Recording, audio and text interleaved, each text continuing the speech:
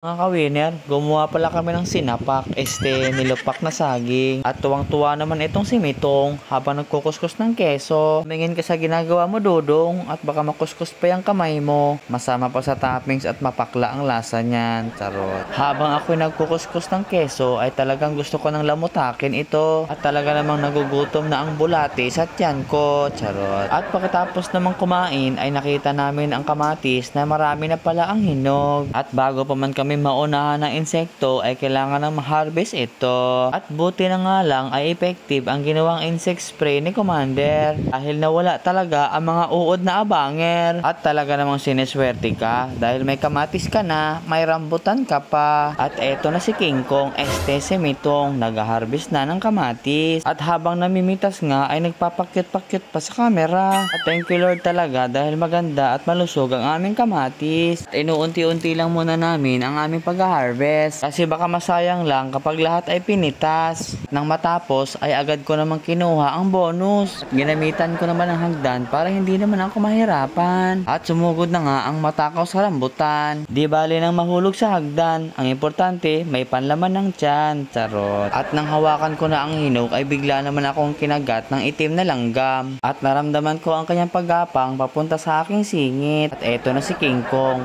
Tuwang-tuwa sa kanyang nakuha. Panibagong biyaya mga ka-winner. Eto namang si Commander ay nakanakaw, nakahingi ng maraming halaman sa kanyang tiyo. Habang ako naman ay nagpuputol ng kahoy para pamposte sa gagawin kong bakod. Sa kasamaang palad mga ka-winner ay kailangan namin lagyan ng bakod ang aming tanim na pechay. Kasi nagtataka kami na araw-araw unti-unting nauubos ang aming pechay. Isang araw ay nakita namin kung sino ang salarin. Yun pala, manok ang tumitira. Nutuka pala nila mga ka-winner, kaya unti-unting nauubos ang aming tanim. Marami kasing manok ang pagala-gala lang dito sa aming pinagtaniman. Kaya para matuldukan, amin ang babakuran. At habang ako nga ay nagtatalim doon sa poste na aking ibabaon, eto namang si Commander ay busy sa kanyang mga halaman. Siya nga pala mga ka-winner, medyo mataas na ang ating itinanim na kamuting kahoy. Ay Cinderella, aking asawa, huwag ka masyadong magpagod ha. At may labing-labing pa tayo mamaya. Charot. Magtira ka naman ng lakas para mamaya. Charot. At pagkatapos nga magtalim ay agad naman ako nagbiyak ng kawayan at nilinisan para mamaya sa pukpukan ay hindi naman ako masugatan. At eto na mga ka-winner, pinukpok ko na ang poste para maibaon sa lupa. At anong ginagawa mo, Dudong? Nagbaon ka ba ng pampaswerte? Charot. At medyo madilim na nga anong ako'y matapos. Kaya makikita sa video na ang mukha ni Dudong ay medyo malabo. Pero ayos lang yon, mukha pa rin naman siyang walis tambo. Charot. At eto ang kabuuan ng itsura niya. Hindi pangit at hindi rin naman gwapo. Pero at least kamukha ng chonggo. Bye-bye!